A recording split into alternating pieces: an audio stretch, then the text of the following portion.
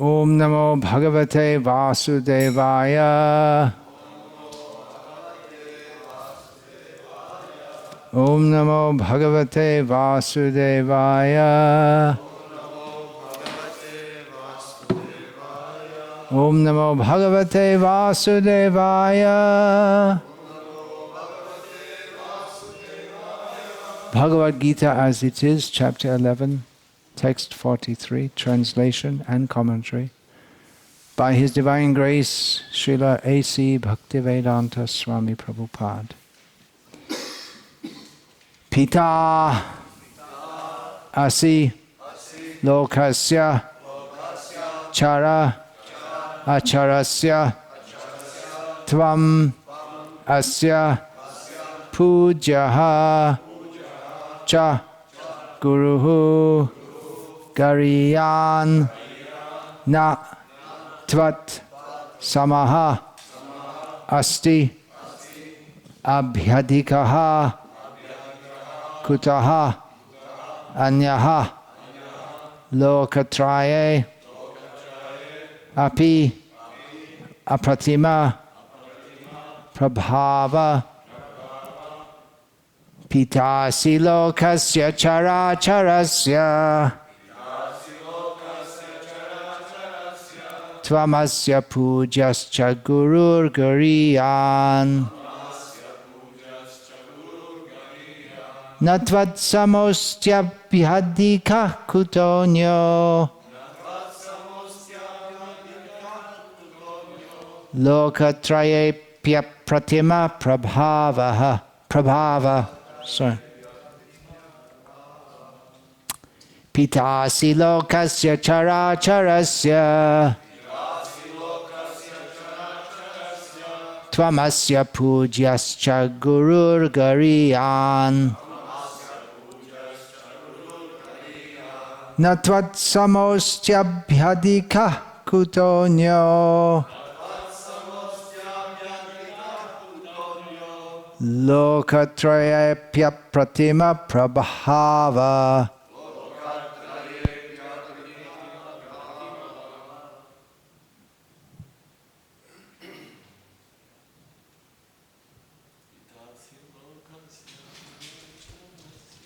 Pitasi Lokasya Characharasya Tvamasya Pujascha Gurur Gariyan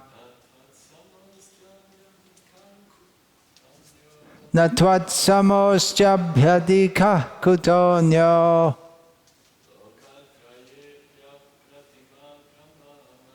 Lokatraye Pya Pratima Prabhava.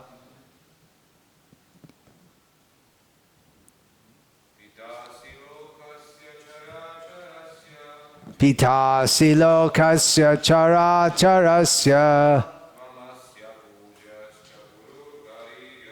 Tvamasya Pujascha Gurur Gariyan Natvat Samostya Bhyadika Kutonyo Lokatraye Pya Pratima Prabhava.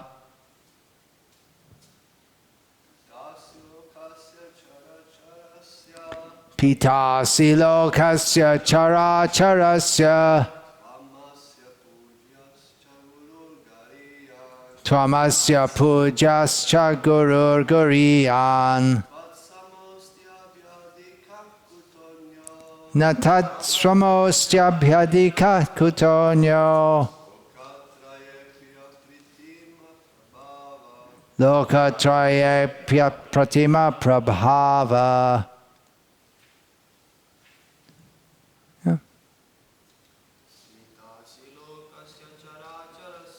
Pitasi Lokasya Characharasya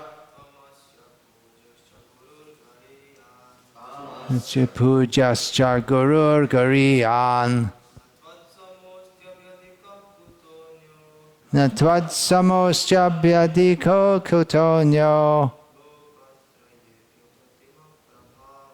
Lokatraye Pya Pratima Prabhava. Pita the Father. Asi, you are. Lokasya, of all the world. Chara, moving. Acharasya, and non-moving. Tvam, you are. Asya, of this. Pujaha, worshipable. Cha, also. Guruhu, master. Gariyan, glorious. Na, never. Tvat samaha, equal to you. Asti, there is. Abhyadikaha, greater. Kutaha, how is it possible? Anyaha, other. Lokatraye, in the three planetary systems. Api, also.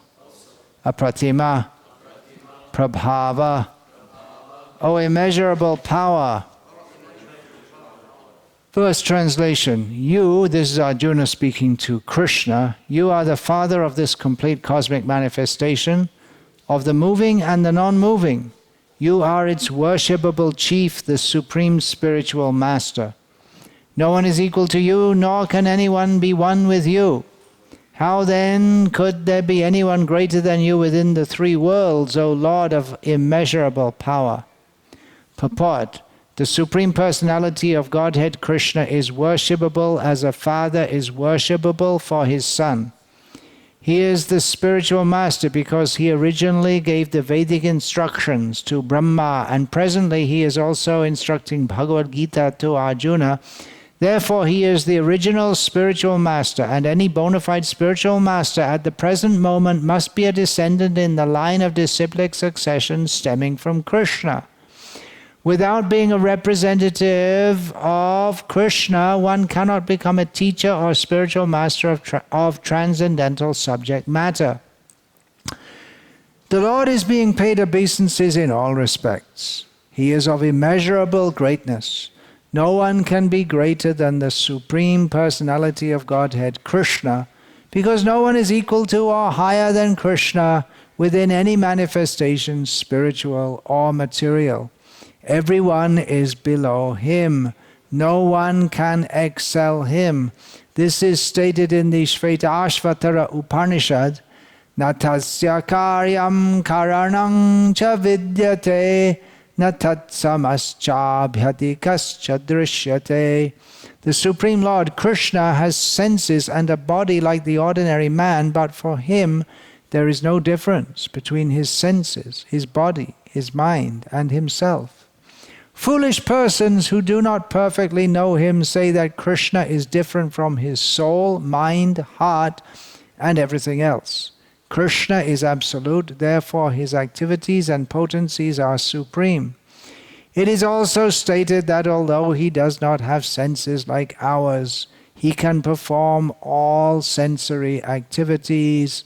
Therefore his senses are neither imperfect nor limited. No one can be greater than him, no one can be equal to him, and everyone is lower than him. The knowledge, strength, and activities of the Supreme Personality of Godhead are all transcendental. As stated in Bhagavad-gita, Janma karma chame divyam evang yo veti tatvataha. Tyaktva dehang punarajanma naiti mam eti sorjuna. Whoever knows Krishna's transcendental body's activities and perfection after quitting his body returns to him and doesn't come back again to this miserable world. Therefore, one should know that Krishna's activities are different from others. The best policy is to follow the principles of Krishna. That will make one perfect.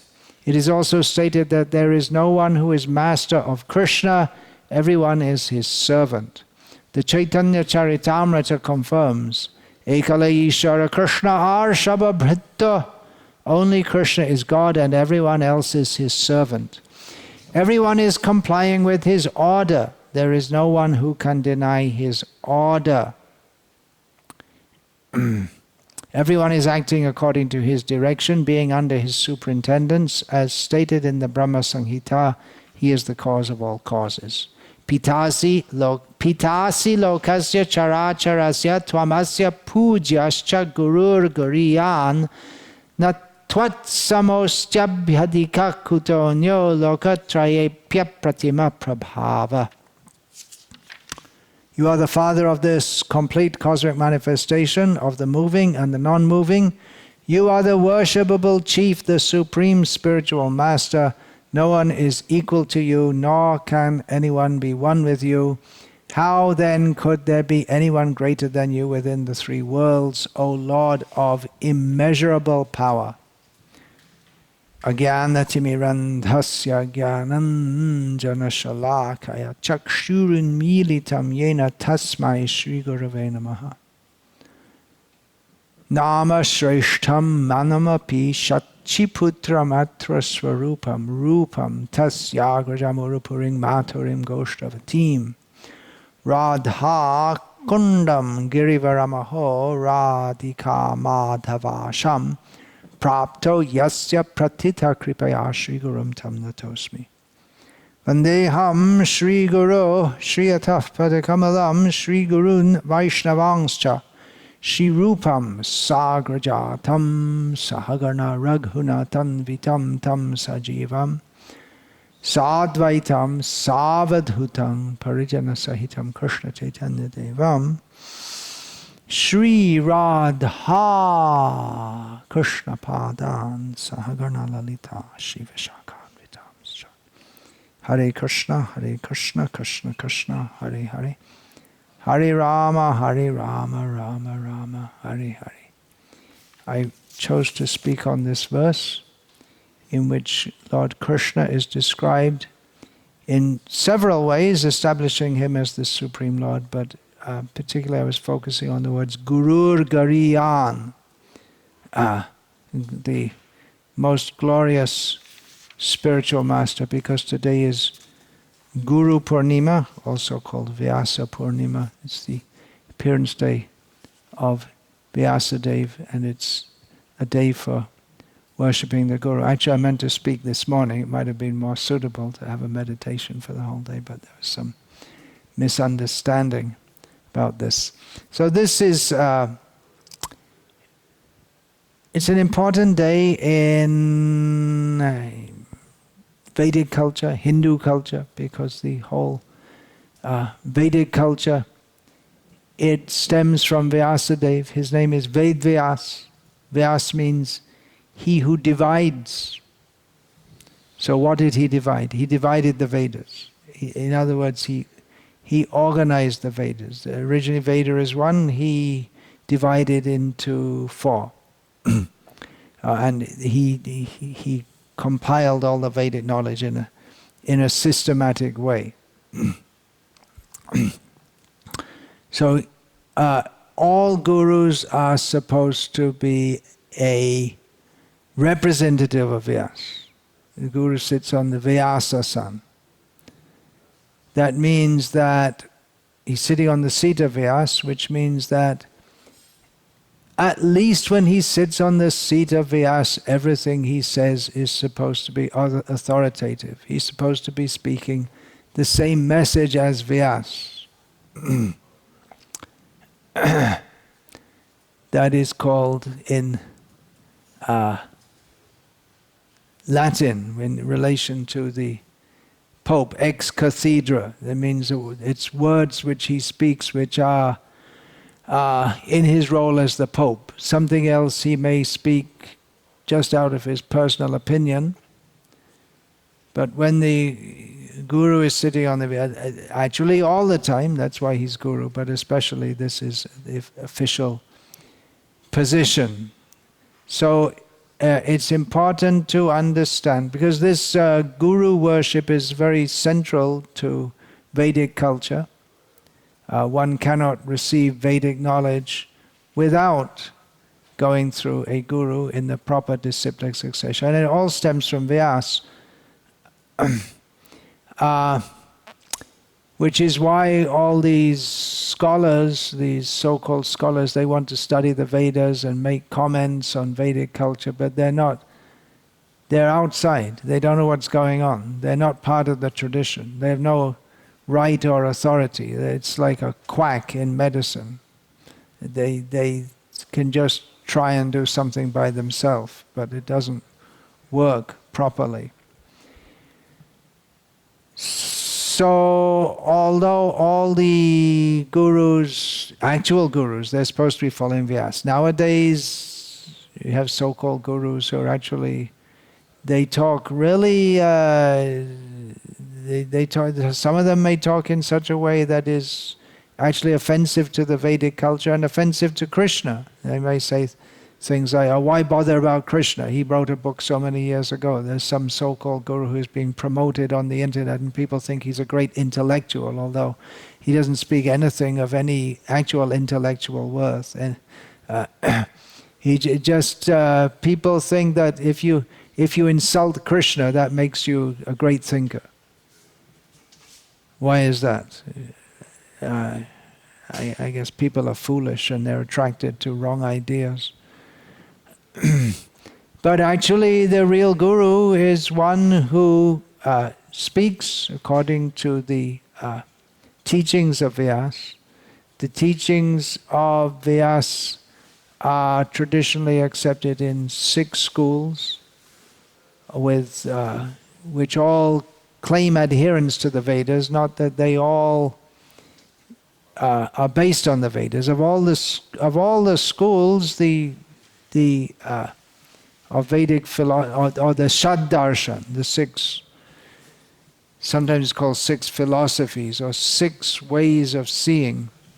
Of all of them, the Mimamsaka school sticks closely to the Vedas, and there's Purva Mimamsa and Uttara Mimamsa. The Purva Mimamsa, they stick to the words of the Veda Samhitas, which, anyway, I won't get into so much detail here about that. But the point is that they all should follow Vyasa and respect Vyasa. But Vyasa is Bhagavad-avatar, he's an avatar of the Supreme Lord. And they all ultimately point to Krishna. Vasudeva Sutang Devam, Kamsa Chanara Marjanam, Devaki Paramanandam, Krishnang Vande Jagat Gurum. This well-known verse of Shankaracharya, composed by Shankaracharya, in which he praises or names Krishna. Krishna is the God, Deva, who appeared as the son of Vasudeva. He is the crusher, or the destroyer of Kamsa, Chanara, and so many other demons. He is the giver of supreme bliss to Devaki and Krishnam Vande Jagat Gurum. Krishna is, we offer our respect to him as Jagat Guru, the Guru of all the worlds. So this is very much central to Vedic culture. We in ISKCON, we don't celebrate Guru Purnima or Vyasa Purnima. We celebrate there's one letter from Srila Prabhupada who said that this is actually celebrated, this Vyasa Purnima is actually celebrated by the Mayavadis, and we worship the Guru on his appearance day. Actually, outside the Gauriya Mata and ISKCON, the Vaishnavas also, they observe Vyasa Purnima or Guru Purnima. But my understanding of why Srila Prabhupada said this is because the general understanding in Hinduism today is that, all the gurus, they're all different gurus, but they all teach the same thing. And it's all the same anyway, which is not a fact. So you could say it's been appropriated by the Mayavadis. The actual guru is Krishna, and then there's the individual guru, and the individual guru should point to Krishna. Actual guru means the Krishnam Vande Jagat Guru, Krishna is the guru of everyone, then you may say, why do I need any guru? Well, Krishna made that system. He is Samashti Guru. He's the guru of everyone. And there's Vyashti Guru, the guru who appears as the manifestation of Krishna. There are many who are one's individual guru. But the original guru, or the guru of everyone, is Krishna. But that doesn't mean that anyone who calls himself a guru is a guru. Who is actually a guru? Shadkarma repano vipra mantra tantra visharadaha avaishnava guru nasyad vaishnavasva pacha guruhu. One may be very expert in all the Vedic understandings and rituals and all these things, very knowledgeable. But if he's not a Vaishnava, he's not qualified to be a guru. But if one is from a background of dog eaters, someone who cooks dogs and eats them, pretty low down on the social scale, but he's a Vaishnava, then he's a guru. Of course, if someone becomes a Vaishnava, he stops eating dogs, but the point is that one may be from a very low background. But if he's a Vaishnava, he's a guru. If he's not a Vaishnava, he's not a guru. Because if one teaches the right thing, then he's a guru. If he teaches the wrong thing, he's not a guru. Even if one is very expert in word jugglery and Vedic performances. Now, regarding this topic of Guru Bhakti, which is especially manifested on this day, but actually everyone, every day, the first thing one is supposed to offer respects to one's guru. So I thought of speaking on this topic just after Ram Navami this year, Ram Navami. On that day I recited some prayers called Nama Ramayana, and so also did one of my disciples, and he published on that, Nityananda Das. He's favored by Saraswati, in as much as Saraswati is the goddess of learning and music, so he is a good brain for scholarship and good musical talents and singing talents, and he's using that in the service of Krishna. So he sung this, and he sent me the link to his recital, which in technical terms definitely was far superior to my rendition. So then Nam Ramayana is well, I'll speak a little bit more about that. Then I looked that up a bit, and I saw on YouTube there were several recorded recitations of this hymn to Lord Rama. And I saw one of them by two young girls, presumably must have been from South India. Everything about them was South Indian. And just so before they started their recitation, they put on the screen, written in English, our salutations to the Carnatic music legend, and they're referring to M.S. Subbulakshmi, which you probably haven't heard of, but if you're devotionally inclined and you live in South India, then definitely you were, to the Carnatic music legend, M.S. Shrimati S.M.T. Subbulakshmi, M.S. Subbulakshmi Amma. So I was very pleased to see that, because it's Guru Bhakti. They never met her. She died some years ago. I don't know if they met her or not. Now, she's very famous for her devotional recitations, and it's still, it used to be more widespread, but you used to hear, I used to travel widely in South India. I still do to some extent. But we used to hear from the houses early in the morning, a recording of her singing the Venkatesh Suprabhatam, the morning prayers, greetings to the just waking up Venkatesh, the deity. If I was in South India, there would be no need to say all these things, but I have to give a little background. That the Balaji is known as at Tirumala, Tirupati. So her recitation of that is very famous, as is her recitation of Vishnu Sahasranama. It used to be that in every Brahmin house daily they would recite Vishnu Sahasranama. Then they put on her recording, and now nothing. But her recording used to be very famous. And her recitation of Bhaja Govindam, the prayers by Shankara and his followers, her recording of that. But she made many devotional recordings.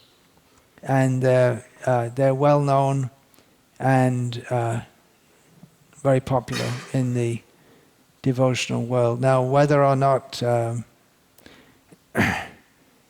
it should be made a public matter, and of course there are many women singers, and it may not be so very tasteful, but hers is with many women, men, whatever. Often they're singing, even if it's supposed to be devotional. There are various,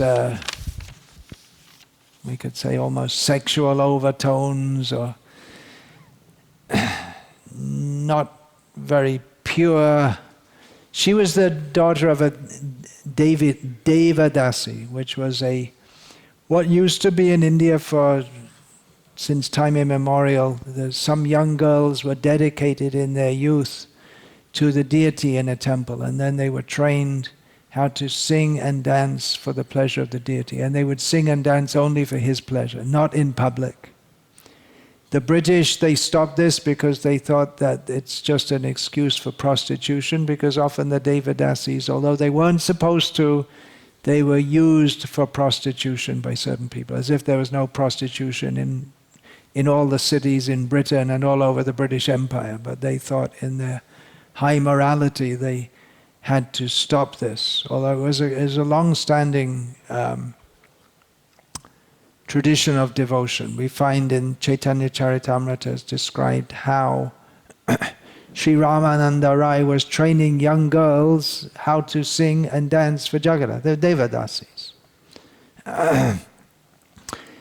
So these young girls who are singing Nama Ramayana, they first, as is proper, they wanted to offer their respects to Guru. First, before we undertake any activity in God's service, we have to offer respect to the Guru. We can't go directly to him, only by his mercy, or in this case her mercy. It's not that she was a Diksha Guru, but she was, and like I say, she may not have even been known she may not have even met them or said anything, but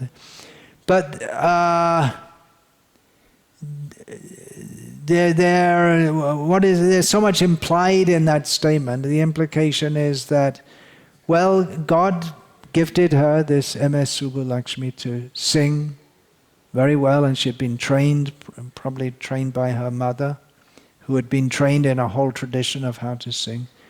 And she had mastered the techniques of doing so. She had a voice that was... actually, if you hear her, it doesn't even... You wouldn't even know. It's just her voice is low scale for a female. So it's hardly knowing that it's male or female, but it's... she sings in a very sober way, a very devotional way. Carnatic music style. In India, there are two traditions of classical music: the North Indian Hindustani or Drupad style, and South India Carnatic style. And North Indian music especially has become, well, the northern style, there's a lot of mixture with the folk style of the various bhakti schools, and harmonium is used, which cannot be used in South Indian music, although they have for some technical details. And actually harmonium, for the technical point, it destroys by having a limited scale or limited notes, whereas it destroys much of what is possible. In Vedic music there are no keyboard instruments. So in South Indian music they have also incorporated some Western instruments. Violin is very popular. Anyway, the point is the South Indian style is up to the present day very sober, whereas North Indian music style, it's something like the whole psyche and mentality of North Indian people and South Indian people in devotion. The North Indian people tend to be very effusive and emotional, whereas in South India it's very staid and respectful.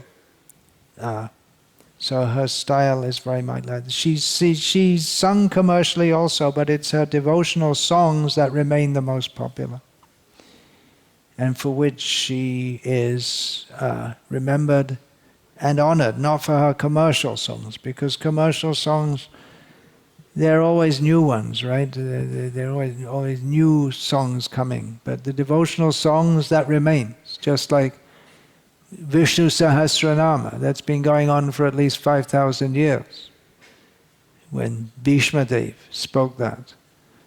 So it's not that we have to make a new version.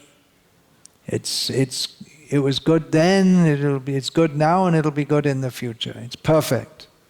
Whereas with commercial music, that always has to change, because it just appeals at a very shallow level. So, and this Nama Ramayana, it's simply the names of Rama, names connected to his pastimes, that's all. It doesn't directly express bhakti with words like, we worship you, or we bow down to you, or we surrender to you. But nevertheless, it's completely steeped in bhakti, because that's the only way to approach Rama. When we sing his names, that means we're appreciating his qualities. We don't even know who wrote this song, because he didn't give the name, the poet. He's passed away. Whoever that poet is, he's passed away. It's an ancient song, it's not a new song. But his feelings, his bhav, his bhakti remains, and that is there. It's passed down generation by generation to generation. His feelings for Lord Rama, which others, they can take that song and take those feelings and reproduce those feelings. Those feelings come out of the heart, that naturally when one hears or sings the names of Lord Rama, then one becomes attached to him, or one's feelings for him, they become expressed. So she, in singing that song, she captured that. As anyone who sings with feeling, but she's graced by Saraswati to sing in such a way that it excites the emotions. It speaks to the heart. And therefore, these girls, I should have recorded their name, but I didn't.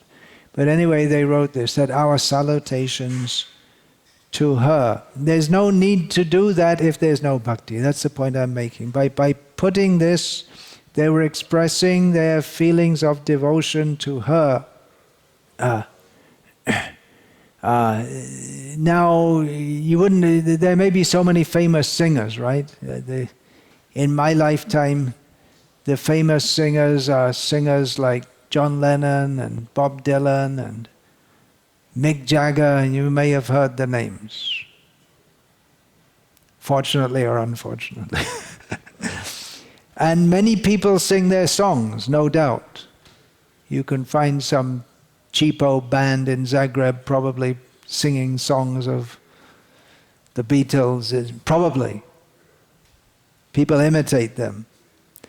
But no one, when they sing their song, no one starts it saying, with great respects and all honor to Mick Jagger. They don't. There's no such idea that you should offer respect to him, and there's nothing to respect anyway.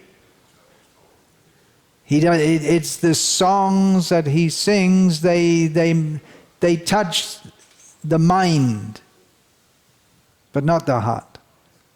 Or even if there are songs that touch the heart, there are many singers who sing songs, I left my heart in, where is it, San Francisco or something? I left, something like that. So there are songs which, but it's only at the mundane emotional level. Once I saw at an airport, there was a song being sung, a very nostalgic song, famous song. I saw someone was singing this song. It's a very nostalgic song, but it doesn't mean anything, but it sounds nostalgic. So, a wider shade of pale. And I saw the man was singing, and he was looking like this, and with look on his face, and I thought, is this a joke or what's going on? He's obviously just imitating. He doesn't have any real feelings. But then I realized, no, actually he's just making a drama of feeling some deep feelings. But obviously he doesn't have any deep feelings. He's doing it, he has to pay the bills. Some people do it by sweeping the road, some people do it by ripping others off, and some do it by entertainment. So it's entertainment. It doesn't reach anywhere near the soul. But the devotional songs, they reach to the soul. And that's not only in Indian tradition, we may say in the Christian tradition also, the hymns, much of the great music was for the pleasure and glorification of, more for the glorification of God. The idea of giving him pleasure in bhakti is not very much developed in the Christian tradition. There's no such idea of offering him food, offering clothes, any such thing, but to glorify him. So anyway, they were offering their respect to her with, and so much just from that one line, our salutations to the Karnataka music legend, Srimati M.S. Subbu Lakshmi Amma. And the word Amma also means mother. So there's that idea that she's just like seeing her as a mother. She's older to us. We feel she has good feeling to us, just like a mother to the children. So in that little statement, they're offering their profound respect. And also, it's implied, it's not said directly, that we are gifted to God to sing. We can sing nicely. No doubt their parents, their two sisters, they had sent them for training in how to sing. In this style, not in the, you can get training in how to sing and dance in so many different styles. The most popular in India is the filmy style.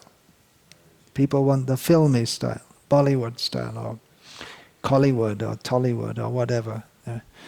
So, but their idea that we recognize that we're gifted by God to sing, and we shall do so for his pleasure and the pleasure of his devotees. We know that there are so many before us who have also sung for his pleasure, and no doubt they are better than us in singing and this and that, but we have to sing also, because it's not that we're trying to outdo anyone or show that we're great, but by singing in this way we simply want to engage our God-given propensities in his service. we're singing in the style, but practically it's an imitation, doing in the same way as Amma has done, this MS Subbu Lakshmi has done. We're indebted to her for singing and for she didn't have to sing these songs. She was making her money from commercial singing.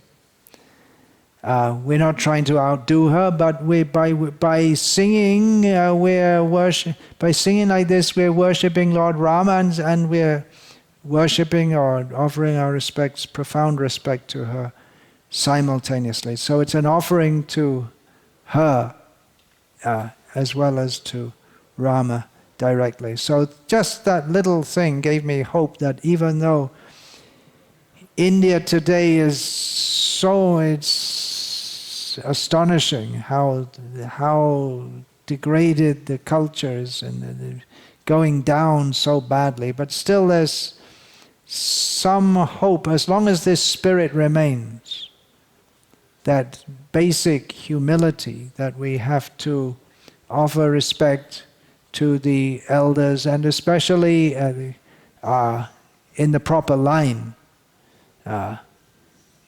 offering respect to those who are offering respect to Lord Rama. So that I was thinking about this, and it reminded, there's so many, one of the dozens, if not hundreds, if not thousands of books I've thought of writing, but life is limited. But it'd be very nice to make a compilation of stories of Guru Bhakti from the Shastra and from tradition. I was just thinking of Mahabharata, how Yudhishthira, the battle is about to start. No one has fired any arrows yet. All of a sudden, Yudhishthira fires one arrow and then another up in the air. One lands at the feet of Bhishma, just in front of him, in front of his chariot.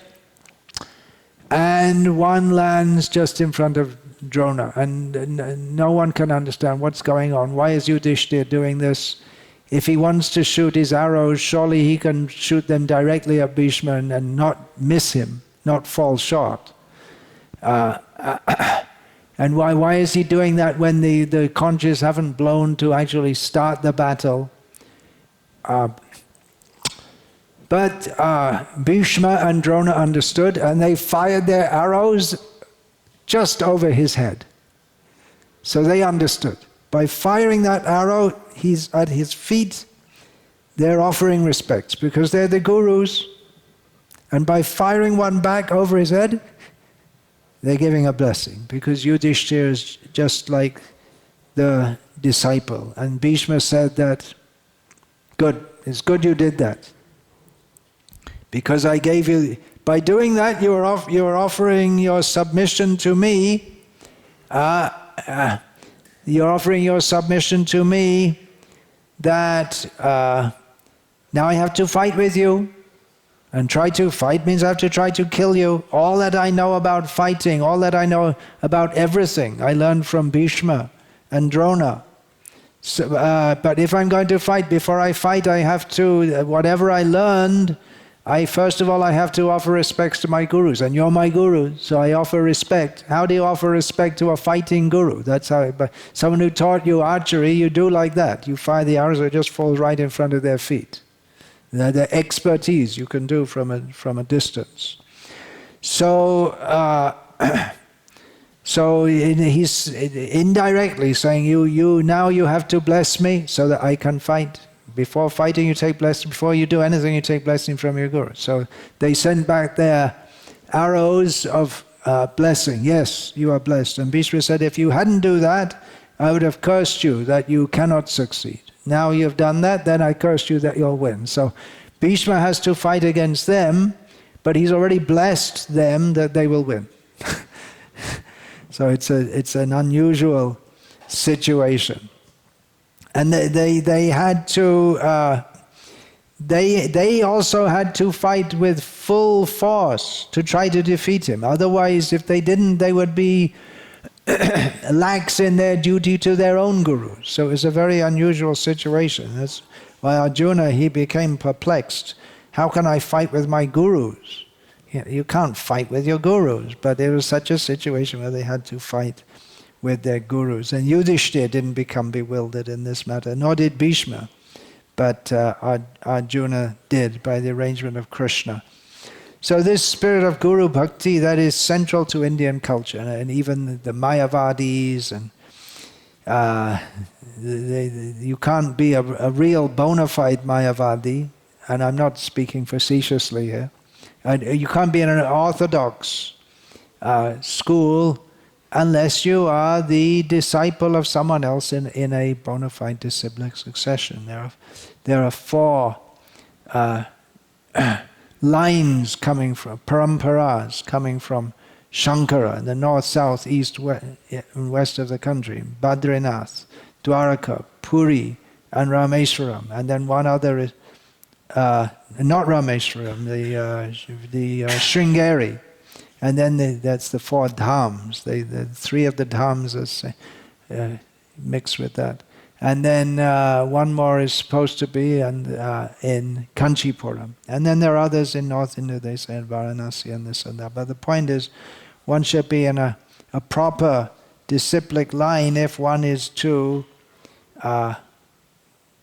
represent the teachings of Vyasa. But that's also the Buddhism, the gurus and different schools and paramparas in Buddhism and Jainism. Sikhs, practically their whole religion is worship of the guru and worship of the book. The only thing is they forgot God. They emphasize so much the book and the God, the book and the guru, that even in their books, the book, not books, the Guru Granth Sahib is full of praises of Krishna, but somehow or other they forgot Krishna. Even the tantrics, even many Muslims, they have the system of peers. It's called peers in Bengal. They call it like that. They're just like gurus. And even if someone's driving a truck and then he brings a young boy, and the boy is called the cleaner, and the boy cleans the truck, and he learns how to drive from the driver, and he becomes just like the idea, he's just like my guru, he's teaching him how to go in how to drive a truck. So that's central to the Vedic culture, and we find it right from, it's not something that came in at some point, but it's right there all the way through. We find in Ramayana that Lakshman, he served Lord Rama, not thinking that he's God, I have to serve him, but he's my elder brother, and just like a guru. And just when they were in their exile, then just the beginning, Lakshman prayed to Nidra Devi, the goddess of sleep. Now you leave me for 14 years. You don't come, because every night Lakshman would stay awake, guarding Sita and Ram.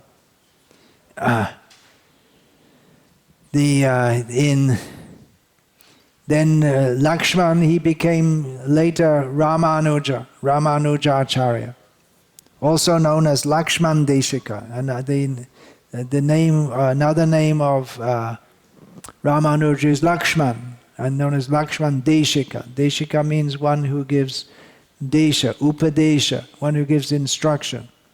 So previously as Lakshman, he directly served Lord Rama as a perfect servant. And later as Ramanuja, he taught how others also can, must, and should serve Rama. And within the Ramanuja Sampradaya especially, well, that's actually one central message of Ramayana. It's full of, the whole thing is Guru Bhakti, how Rama is devoted to his father, Guru figure, then to Vishwamitra, and throughout we find that. And Ramanuja and Ramanuja Sampradaya, very, very prominent. There's is one narration. There are so many in the Ramanuja Sampradaya. Just one, I'll say that at one point, some people, they wanted to kill Ramanuja by, actually not several times within his life, people wanted to kill him. So one time there was some food which was poisoned, which was supposed to be given to him. But the wife of the man who she was ordered to mix poison with the food, then she warned him, and then Ramanuja became, it became a big thing that there was some attempt to poison him. Then Ramanuja's guru, I believe that he had several gurus actually for different functions, for initiation, for teaching him, for giving the name. So that must have been Goshti Purna, I believe it was, came up to see what's going on. He came to see Ramanuja. So Ramanuja got the news, and he came. If you heard your guru is coming, you have to go out to meet him. So Ramanuja went to meet him. Ramanuja followed by his own disciples, and naturally, when he saw his guru, then Ramanuja fell flat to offer obeisance, and it fell flat in the hot sand. In the summer, which is the sand becomes extremely hot. To walk barefoot on that is very difficult. You get blisters all over your feet. That story is there of Sanatana Goswami. So Ramanuja fell down, face down in the hot sand. Now the system is actually that the disciple, if he offers obeisance, especially if it's after a long time without seeing the guru, then he'll remain offering obeisance till the guru tells him to get up. So the guru was standing there, and then he said, he didn't tell him to get up. So Ramanuja was lying in the hot sand. Then one of Ramanuja's disciples, seeing this, he started chastising Ramanuja's guru, that why aren't you telling him to get up? He's lying in the hot sand. It's quite an amazing thing how he dared to chastise his guru's guru. And then the Goshti Purna, I believe, was told Ramanuja, okay, now you get up. Now this devotee who chastised me, he shall cook for you. You see the point? That was it Quraysh, or that he would go to hell for chastising his guru's guru, but he was prepared to do so, because his guru was put into that difficulty. So he should cook for you. No one else. This man can be trusted fully. That was the point. So there are so many stories of devotion and devotion to guru. And Bhaktisiddhanta Saraswati Thakur, he was sent by Bhaktivinoda Thakur, who he was trained by from birth in devotion and understanding. And Bhaktivinoda sent him to Gaur-Kishore Das Babaji Maharaj to take initiation. And Gaur-Kishore Das Babaji Maharaj, he was unschooled, whereas Bhaktisiddhanta Saraswati Thakur was a great scholar. Gaur-Kishore cared nothing for this world or its morality. Not that Gaur-Kishore was mixing with women or any such thing. He was very much against that. But he didn't care for this world. Sometimes he would go naked. He appeared to be something like a madman. So Bhaktisiddhanta Saraswati Thakur took initiation from him, and he stated that I came to realize that all the teachings of the Vedas, all the understandings passed down in parampara, all the great, I studied so much, but then I came to realize that all the teachings, everything that is to be understood in all the Shastras is contained in one particle of dust at his lotus feet. And by that understanding, Bhaktisiddhanta Saraswati Thakur became empowered to preach Krishna consciousness so powerfully himself. At one point, Srila Bhaktisiddhanta Saraswati Thakur said, I shall not live at Radha Kund. And Rupa Goswami says that the essence of all advice is to live at Radha Kund and fully absorbed in chanting, serving, contemplation of one's original spiritual form. One should pass one's days at Radha Kund. And Bhaktisiddhanta Saraswati Thakur said, I shall not live at Radha Kund. I shall live at Govardhan, which is just a little distance from Radha Kund.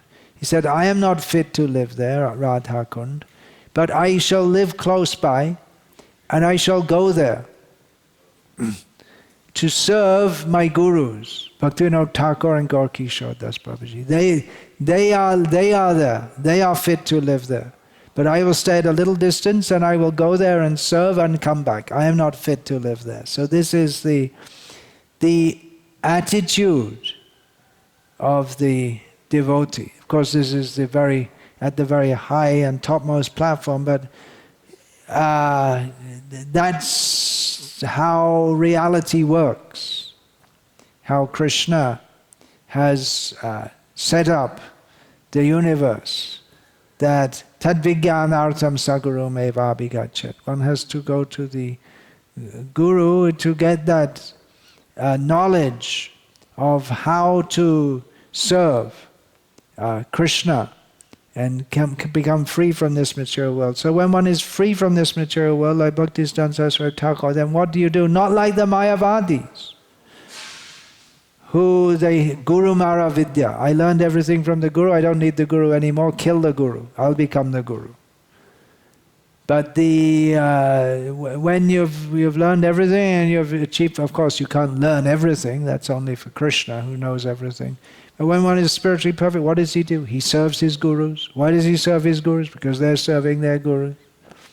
And ultimately it goes up to Krishna himself. So this is God's arrangement, that one accepts a guru so he can come out of this tamasima jyotir gamaya, come out of this darkness of this material world, this ignorance of this material world, and go to the land of light, the spiritual world. But one can only go high by remaining low. This by thinking. Trinapeka otihin. We just sung this song about Bhaktivinoda Thakur, that he's praying for the mercy of his gurus, so that he can become just considering himself very low. So one can go high by thinking oneself low. But if one thinks that I'm high, then he's not high. If he thinks I'm very low, then he's high. So it's a paradox, not able to be understood by materialistic people. But the point is that Krishna is very great. Guru Gariyan, we just read here in Gita. He's the Guru of all Gurus. He's Twamasya Pitasya. Tamasya lokasya characharasya. He is the Pitas, he is the father of all the worlds, of all moving and non-moving beings. So this is not known in the Western world. There have been gurus who have come to the West, and people have followed them.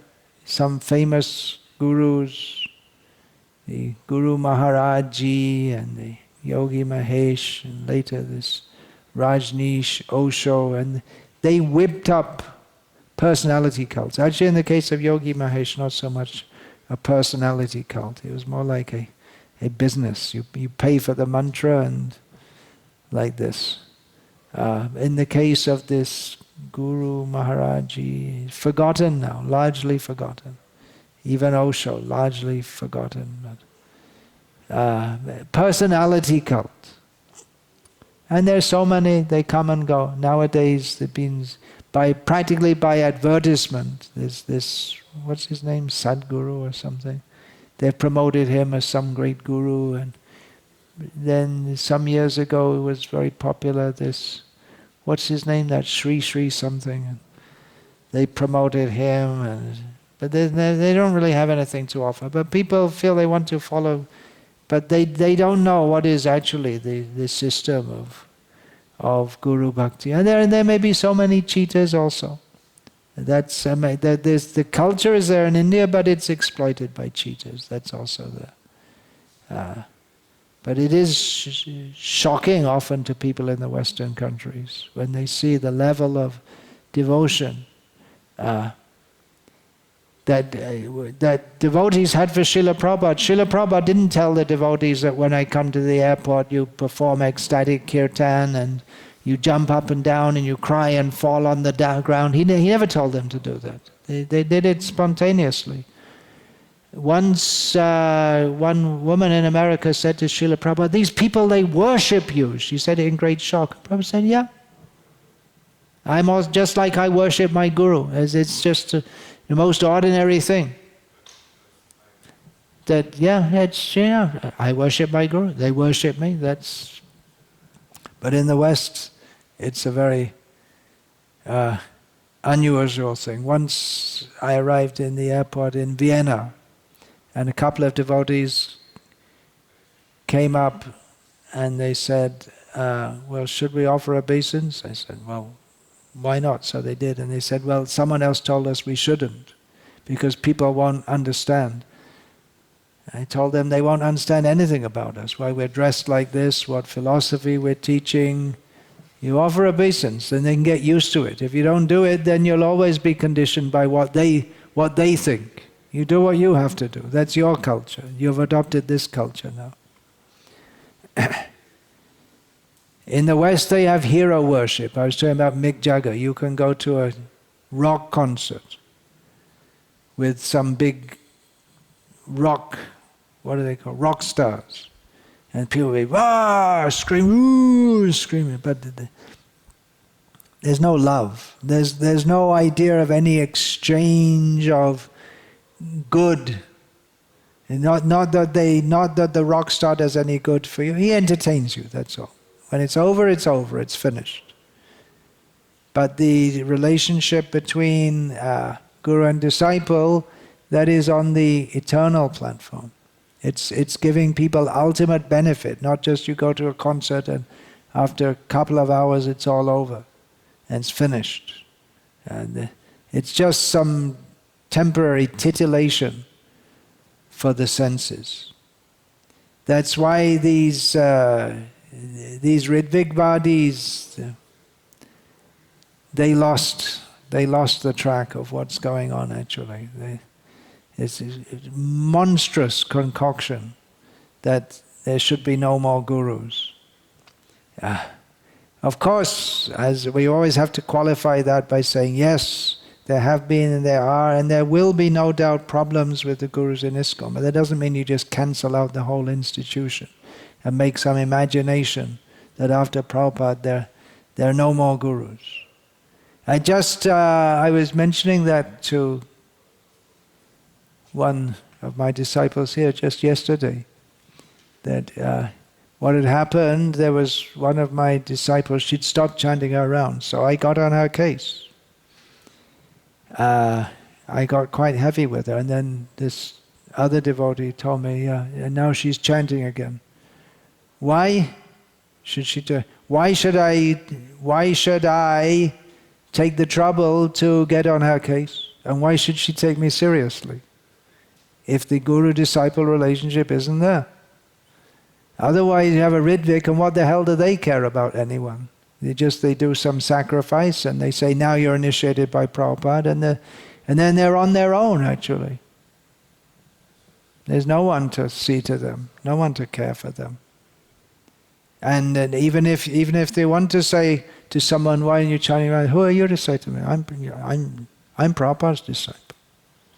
Who are you to say? So it's an anti-devotional. So Srila Prabhupada, in the beginning of the purport of this verse, he says that the Supreme Personality of Godhead, Krishna, is worshipable as a father is worshipable for his son.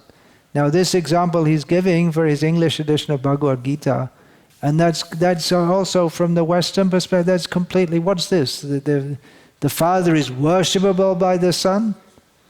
And no one worships anyone What to speak of the son worshipping the father? The son worship the father? It's just unimaginable. They're a long way from that culture. But that's very much there, just in India today, that idea is still there, that the guru becomes just like the father. That kind of relationship is expected. Spiritual father, who it means the father gives direction, and it's not just giving some lessons like in a school, but it's with concern and wanting to see the child or the disciple come up and flourish. Of course, that can be, it can be, what shall I say, controversial or misused. Or just one example I can give, that at one of our major centers, not so long ago, one of our major centers in India, there was some international investigative team from within ISKCON about charges of corruption and misbehavior, and corruption and other forms of misbehavior. And one of the members of the investigative team told me last year that he had spoken to the devotee who is the guru of most of the devotees in that project, and said that, look, we've uncovered all this, and we need your cooperation to root this out of this major center, Prabhupada's movement. And the guru said, well, you see, they're just like my children, and I can't just get on their case like that. So one has to be careful not to be overly sentimental in the relationship also. Because, of course, the father is expected not only to be affectionate like a father, but, well, part of the father's affection is to chastise and put the disciple on the proper path. So Guru Bhakti and being a guru without proper teaching and proper following by disciples, it becomes farcical or not to the proper standard. Srila Prabhupada, he stressed very much on how the disciple has to follow, and he himself said, because I'm following my guru. Rather, I've been talking this evening about, you could say, about the sentiment of Guru Bhakti or the sweetness of Guru Bhakti, but really the first thing is to follow and take the discipline, and then the sentiment and the sweetness follows. If we emphasize the sweetness of bhakti or the joy of bhakti without the surrender, then we're left with just a shell. Because bhakti, the very basis is surrender. So if we want the joy of bhakti without the surrender of bhakti, then it just becomes shallow, not the real thing at all. And that's true in guru-disciple relationship also. But at the same time, although Srila Prabhupada writes here in his Bhagavad-gita purports that devotional service should be executed as if in military discipline. Well, in a good military leader, actually his followers, the soldiers, they also love him and he loves them. But it's a tough love, you could say, because he has to train them how to go and fight enemies and kill and be killed. So it's a very tough situation. But it makes a strong emotional bond. For the devotee, he thinks that I'm very low, I'm very sinful, God is so great, I'm so far from Him, I'm so unqualified to reach Him. But He's very kind and He's come to me in the form of a Guru. So even He might not seem to be perfect in some ways, or maybe even mistreat me in some ways. But for what He gives me, I'm eternally indebted. So the Guru, he has to give knowledge of Krishna, guidance on the path to go to Krishna. And then even if there are some apparent misbehavior, one shouldn't see that. One should be very careful not to emphasize the bodily activities of the Guru, or even it may be the Guru, you see, he's a householder, he has his children, he's playing with his children, and you think, what's that? What's going on? He's just playing with his children like an ordinary person. But that kind of thing one shouldn't see. One should see he's giving me the proper instruction. It's a strong emotional bond. Then we think, apichet sudaracharo bhajate mam ananyabhag sadhureva samantavya samyak vyavasito hi saha. Even if someone appears to be acting very wrongly, if his intention is actually to serve me, Krishna says, fully, then he should be respected as a sadhu. Such a person should be respected as a sadhu.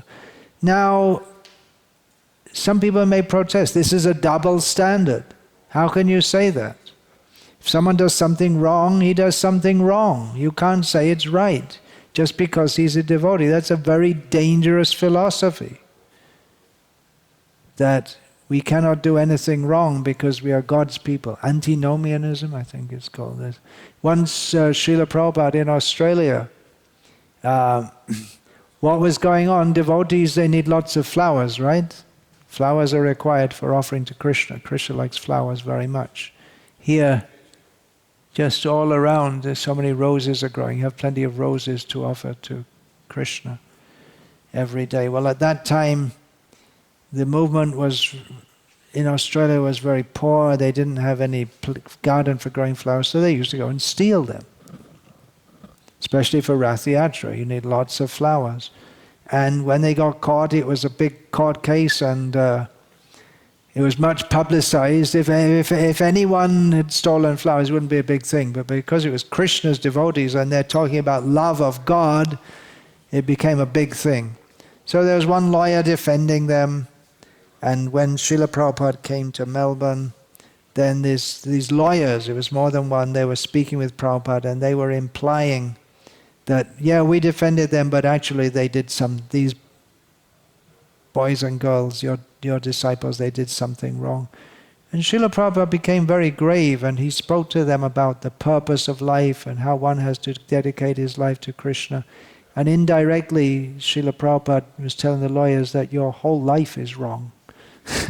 Everything you're doing is wrong. You're just wasting your life. And Prabhupada many times said that, actually. But he would speak to people and point out, but not directly say, you're nonsense. He would, sometimes he would also, but many times he'd just speak to them in a way so they could understand their nonsense. But many times I was just listening to a conversation which Srila Prabhupada said that I was just saying to this man again and again and again that Gandhi has misrepresented the Bhagavad-gita, but he couldn't get the point. And Tamal Krishna Maharaj said to Prabhupada, no, he couldn't get the point, because then if he would have to admit that his whole life, this man Prabhupada was speaking to, his whole life had been wasted because he was a follower of Gandhi. So,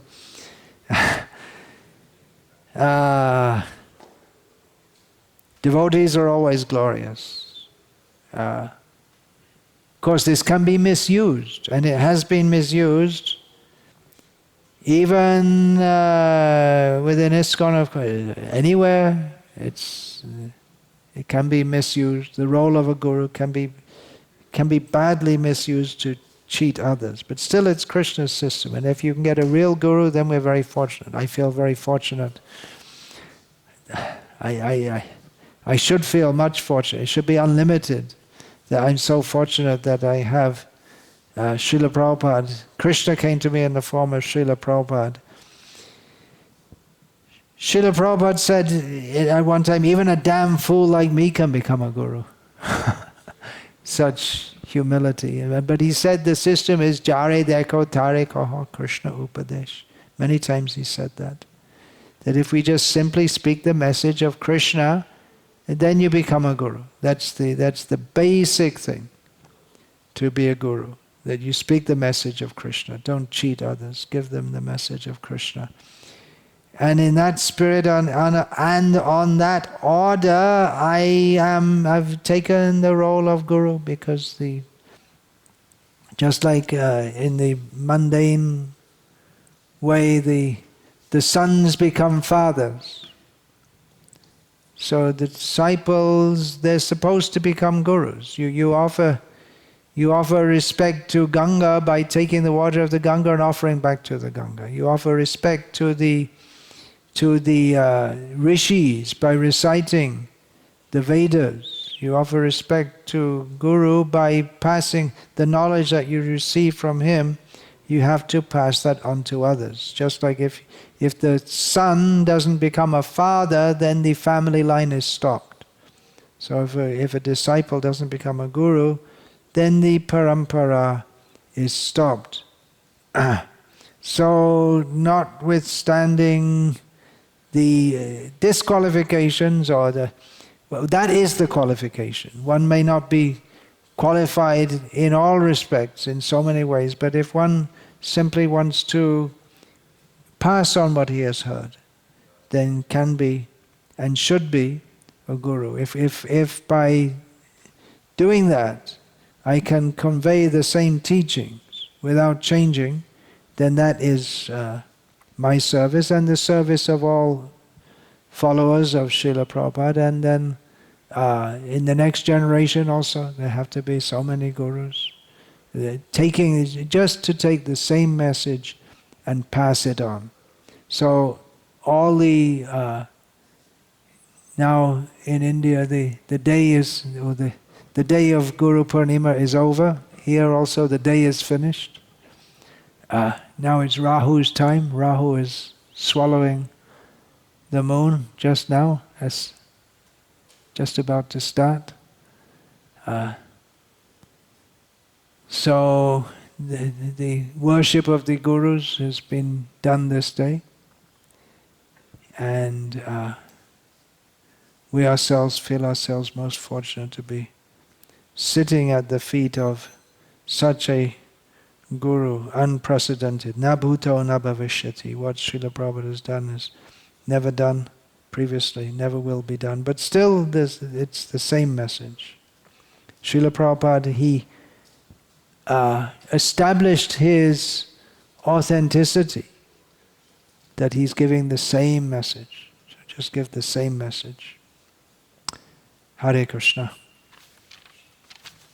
Any question? It's a bit late.